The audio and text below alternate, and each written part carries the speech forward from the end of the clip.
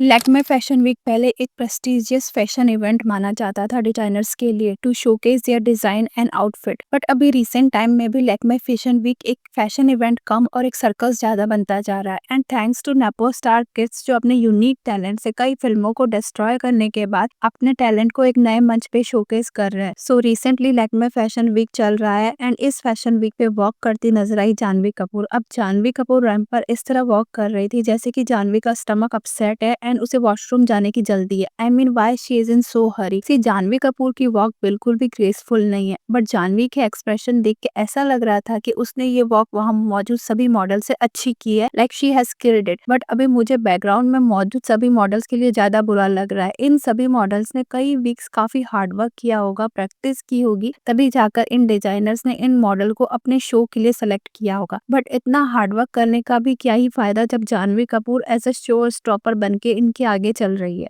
And इतना खराब walk करने के बाद भी एवरीवन रिकॉर्डिंग हर, लाइक उसने कोई जीजी हदीद लेवल की रैंप वॉक करी है। एंड ये जानवी के पीछे खड़ी मॉडल्स के लिए भी काफी इंसल्टिंग है। आप एक बार बैकग्राउंड में मौजूद मॉडल्स की वॉक देखें एंड फिर जानवी कपूर की वॉक देखेंगे तो आपको डिफरेंस समझ में आ जाएगा कि जानवी कपूर अपनी वॉक के लिए क्यों ट्रोल की जा रही है। Why does it seem like she is deliberating walking fast to make the plastic body jiggle and get more attention? Get born in a wealthy, influential star family as an ugly child, spend crores on your looks, have zero talent, walk the ramp as the showstopper, easy life, absolutely horrendous walk, and she should stop with this slutty expression. She looks cartoonish. She really thought she did something with that expression and haughty look. Why is she walking like she is going to miss her train? So अभी nepo babies को कितनी भी opportunities दे दो, but वो उसे कैसे spoil करना है अच्छे से जानते हैं। एंड अभी ये बात अंडरस्टैंडेबल है कि जानवी एक प्रोफेशनल मॉडल नहीं है एंड वो एक सेलिब्रिटी मॉडल है जिसे डिजाइनर इसलिए बुलाते हैं ताकि उस डिजाइनर के शो के अराउंड हाइप क्रिएट की जा सके। एंड ये सेलेब मॉडल को शो स्टॉपर बनाने का यही एक मेन रीजन रहता है कि मीडिया में उस डिजाइनर के शो के बारे में बात हो एंड डिजाइनर्स के आउटफिट को एंड शो को मीडिया कवरेज मिले। एंड अभी इंडिया में बॉलीवुड सेलेब्स ही ज्यादा पॉपुलर है मॉडल्स के कंपैरिजन में। वेस्ट में कई ऐसी मॉडल्स है जो वहाँ के मेन स्ट्रीम सेलेब्स से भी ज्यादा पॉपुलर है, जैसे कि Gigi Hadid, Kendall Jenner, Naomi Campbell. But India में मॉडल्स को इतना अप्रिसिएशन नहीं मिलता है।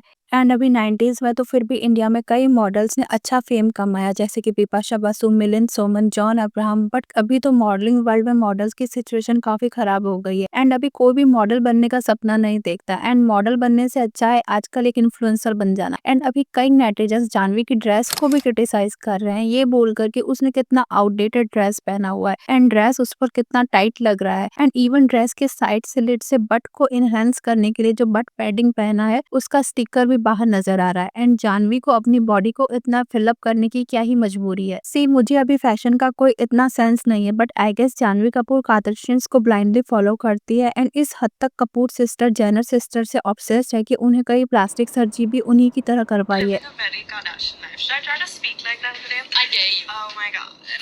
Oh my god. I like Candyman. She's not looking up for us. Didn't Kylie wish you happy birthday? Yes, Yeah, she she did. did. Throwback. Just show it to me. Hey, Johnny, it's Kylie.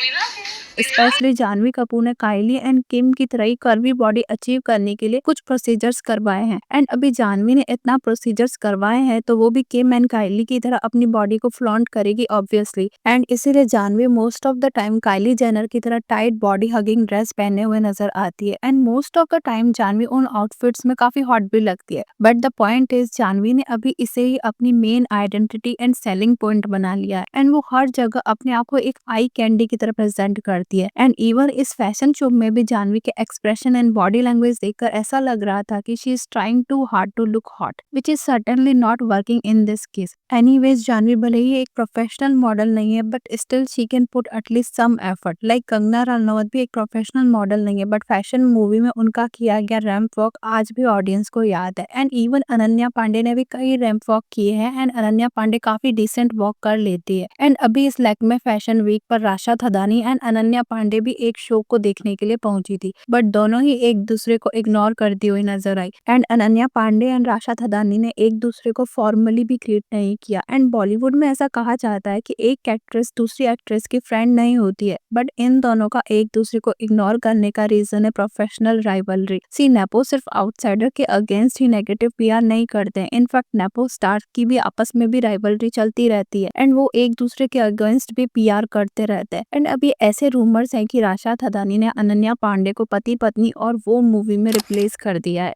And अभी राशा थदानी पति पत्नी और वो movie में कार्तिक आर्यन के opposite नजर आएंगे। And अभी राशा की लास्ट मूवी जिससे राशा ने डेब्यू किया था वो थी आजाद। एंड ये मूवी एक डिजास्टर थी, बट राशा के पीआर आजाद मूवी के रिलीज होने से पहले इतना अग्रेसिवली राशा को प्रमोट कर रही थी कि इंटरनेट पे हर दूसरी रील राशा के बारे में ही होती थी। एंड राशा दूसरे नेपो किड से कितनी बेहतर है ये पोर्ट्रे करने का ट्राई किया जा रहा था। लाइक राशा की डांसिंग स्किल दूसरे सभी नेपो अनन्या, खुशी एंड जानवी से बेहतर है। एंड राशा दूसरे नेपो के मुकाबले कितनी हम्बल एंड रिलीजियस है। And Rasha is the new Katrina Kaif. I mean Rasha की PR was all out and वो किसी को भी नहीं छोड़ रही थी। बट जैसे ही राशा की डेब्यू मूवी आजाद रिलीज हुई, राशा की पीआर की हाइप भी एक दिन में ही खत्म हो गई। एंड राशा की मदर रवीना टंडन है and father Anil Thadani industry के एक पावरफुल डिस्ट्रीब्यूटर है जिन्होंने कई ब्लॉकबस्टर मूवीज को डिस्ट्रीब्यूट किया है जैसे कि बाहुबली। एंड अनिल थदानी आदित्य चोपड़ा एंड करण जौहर के भी चाइल्डहुड फ्रेंड है। एंड अभी इतने प्रिविलेज बैकग्राउंड से आने के कारण राशा के पास भी एक अपर हैंड है। इनफैक्ट अभी राशा 20 ईयर ओल्ड है एंड कार्तिक आर्यन की एज 34 ईयर्स है। एंड इन दोनों में भी एक सिग्निफिकेंट एज गैप है, बट अभी बॉलीवुड में हीरो एंड हीरोइन के बीच इतने एज गैप को भी नॉर्मलाइज कर दिया गया है। एंड अभी सिकंदर मूवी में रश्मिका एंड सलमान खान की क्रिंजी पेयरिंग देखने के बाद तो राशा एंड कार्तिक की पेयरिंग इतनी क्रीपी भी नहीं लगती है। And Salman has audacity to say कि वो अनन्या पांडे एंड जानवी कपूर के साथ भी काम करना चाहते हैं, बट ऑडियंस ही रेडी नहीं है। एंड अदर हैंड अभी बॉलीवुड में कोई भी ऐसा यंग मेल स्टार भी नहीं है जिसके अपोजिट राशा को कास्ट किया जा सके, इसीलिए राशा की फैमिली भी इस पेयरिंग से ओके है। बट अभी ऐसे रूमर थे कि राशा ने ना सिर्फ अनन्या पांडे से ये प्रोजेक्ट छीना है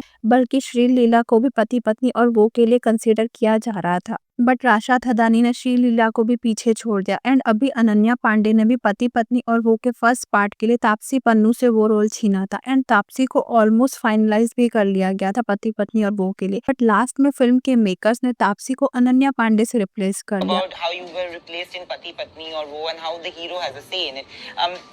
Do you think that is also going to change with at least women talking about it now? I really feel when there's something that's not done right to you and you feel you didn't deserve it because the makers refuse to give me an answer to why and dream girl 2 में भी नुसरत भरूचा के role को अनन्या पांडे को दे दिया गया, जबकि Nusrat was perfect casting for dream girl. तो अभी अनन्या पांडे के साथ भी वैसा ही हुआ है जैसा कि उसने तापसी एंड नुसरत के साथ किया था। एंड अभी अनन्या पांडे को राशा थदानी ने रिप्लेस किया है। एंड अभी नेपोज में भी कट थ्रोट कंपटीशन चलता रहता है। एंड आई रिमेम्बर अनन्या ने सारा अली खान के बारे में बोला था कि सारा उसे स्कूल में बुली किया करती थी। एंड कॉफी विद करण के शो पे भी अनन्या पांडे ने सारा के बारे में ये कहा था कि सारा ने इस शो पे आने से पहले अनन्या को धमकाया था। What? Sarah has threatened me saying I'll beat you up if you look at this person at various occasions.